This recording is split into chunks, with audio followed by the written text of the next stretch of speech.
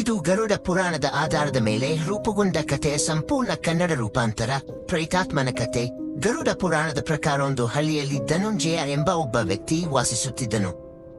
ಅವನು ಜೀವನದಲ್ಲಿ ಅನೇಕ ಪಾಪಗಳನ್ನು ಮಾಡಿದ, ಸತ್ಯವಿಲ್ಲದೆ ವ್ಯವಹರಿಸಿದ, ಮಾತಾಪಿತೃಗಳನ್ನು ಅವಮಾನಿಸಿದ, ಅನೈತಿಕ ಜೀವನ ನಡೆಸಿದ, ಧರ್ಮದ ಮಾರ್ಗವನ್ನು ನಿರ್ಲಕ್ಷಿಸಿದ. ಇಂತಹ ಜೀವನವನ್ನು ನಡೆಸುತ್ತಿರುವ ಅವನು ಒಂದು ದಿನ ಅಕಾಲದಲ್ಲಿ ಅಪಘಾತದಿಂದ ಸಾವನ್ನಪ್ಪಿದನು. ಅವನ ಮೃತದೇಹಕ್ಕೆ ಯಾರೂ ಶ್ರಾದ್ದ ಕರ್ಮಗಳನ್ನು ಸಲ್ಲಿಸಲಿಲ್ಲ. ಅಂತ್ಯಕ್ರಿಯೆ ಸರಿಯಾಗಿ ನಡೆದಿರಲಿಲ್ಲ. ಗರುಡ ಪುರಾಣದ ಪ್ರಕಾರ ಇಂತಹ ಆತ್ಮಗಳು ಪ್ರೇತ ರೂಪದಲ್ಲಿ ಇಹಲೋಕದಲ್ಲಿ ತಿರುಗಾಡುತ್ತವೆ. ಧನುಂಜಯನ ಆತ್ಮವು ಪ್ರೇತವಾಗಿ ತನ್ನ ಮನೆಯ ಸುತ್ತಲೂ ತಿರುಗತೊಡಗಿತು.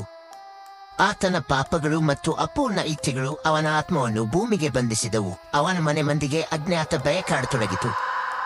ರಾತ್ರಿ ಅಸ್ಪಷ್ಟ ಶಬ್ದಗಳು, ಆತ್ಮಹೀನತೆ, ಅಶಾಂತಿ ಇತ್ಯಾದಿಗಳಿಂದ ಮನೆಯ ವಾತಾವರಣ ಕಳವಳಭರಿತವಾಯಿತು. ಕುಟುಂಬದವರು ಬರೆದೋಡಿದರು ಮತ್ತು ಧರ್ಮನಿಷ್ಠ ಬ್ರಾಹ್ಮಣನೊಬ್ಬನನ್ನು ಕರೆತಂದರು. ಅವರು ಗರುಡ ಪುರಾಣದ ಪ್ರಕಾರ ನಾರಾಯಣ ಬಲಿ ಎಂಬ ಶ್ರಾದ್ದ ಕರ್ಮವನ್ನು ನೆರವೇರಿಸಿದರು. ಆ ವಿಧಿಯನ್ನು ಸಲ್ಲಿಸಿದ ನಂತರ ಧನುಂಜಯನ ಆತ್ಮಕ್ಕೆ ಶಾಂತಿ ದೊರಕಿತು.